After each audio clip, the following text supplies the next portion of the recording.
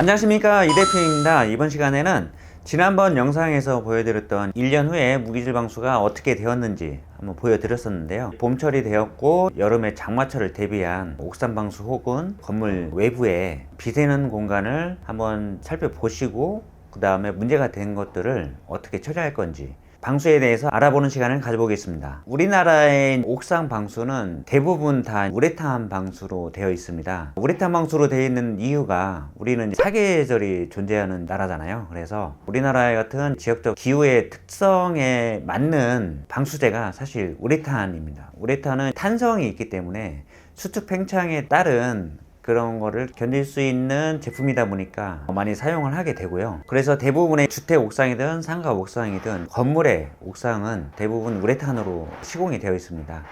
근데 이제 간혹 콘크리트로만 노출이 돼 있어서 견디는 그런 건물도 의외로 좀 있고요. 그리고 이제 무기질 방수로 일부 진행되어 있는 부분이 있는데요. 제가 생각했을 때 완벽한 방수라는 거는 없는 것 같습니다.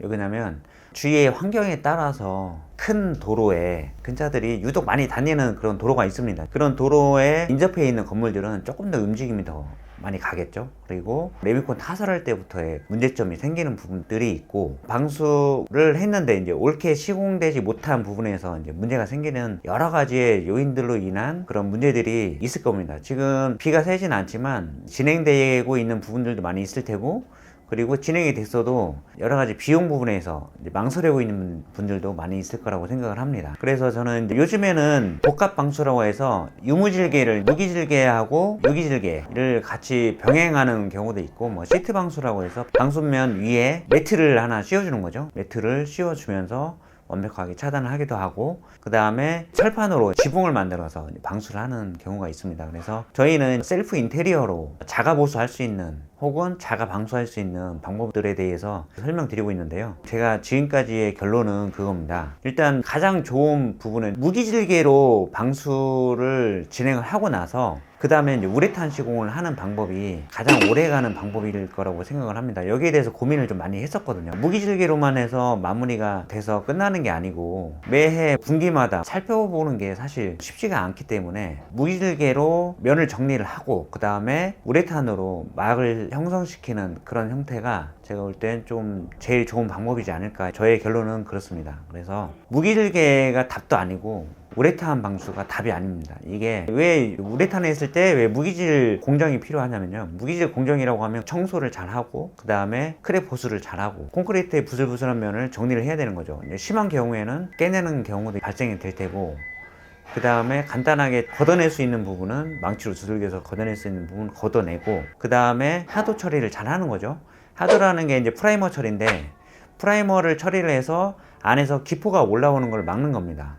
막아주고 면을 단단하게 해야겠죠. 그래서 그만큼 방수에 있어서는 전처리가 가장 중요합니다. 그래서 저는 첫 번째로 청소라고 보거든요. 이끼가 많이 끼고 먼지에 의해서 흙처럼 오래 방치된 곳은 그런 부분을 고압 세척기로 잘 제거를 해주시고 나서 그 다음에 하도 처리, 프라이머 처리를 한 후에 그 다음에 이제 보수를 하는 거죠. 보수를 하는데 고압 세척기 하기 전에 첫 번째로 먼저 선양돼야 될 게 갈라진 부분은 V 커팅을 좀 해야겠죠. 그리고 부슬부슬한 부분은 다 정리를 해 주셔야 되고, 그 다음에 고압 세척기로 청소한 후에 그 다음에 프라이머 처리, 기포가 올라오는 걸 막는 거예요. 그게 가장 중요합니다.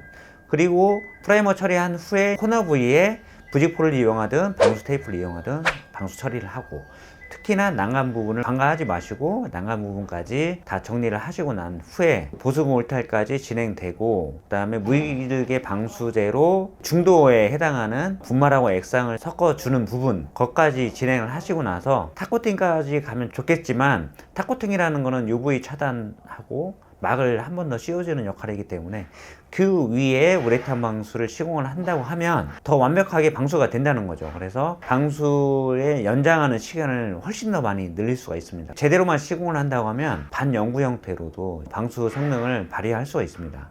그래서 이런 부분을 짚어보고자 이 영상을 찍게 되었고요.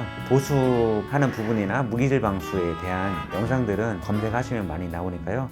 참고 바라면서 전작업이 가장 중요하다 이 말씀을 드리고 싶어서 영상을 찍게 되었고, 셀프 인테리어 하실 때 절대 귀차니즘에 빠지지 마시고 반드시 해야 되는 공정이기 때문에 꼭 하셔야 된다고 말씀을 드리고 싶습니다. 자, 이렇게 해서 우리가 장마철을 대비할 수 있는 그런 방수 다시 한번 점검해 보시고, 그리고 필요한 부분, 간단하게 보수할 수 있는 부분은 간단하게 보수하시기 바랍니다.